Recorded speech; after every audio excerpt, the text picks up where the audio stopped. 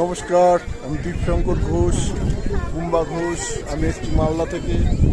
এখন আমি টাইগার হিলে সানরাইজ দেখতে, আপনারা দেখছেন এখানে প্রচুর লোকের সমাগম হয়েছে।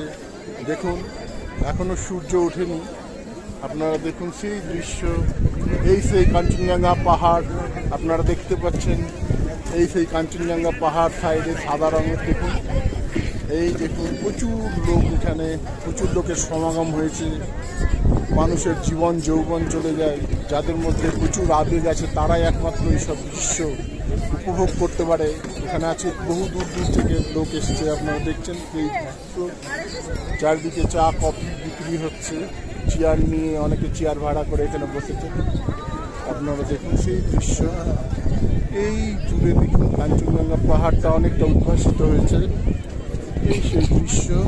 সূর্য ওঠার ঠিক আগের মুহূর্তে আমি আপনাদেরকে টাইগার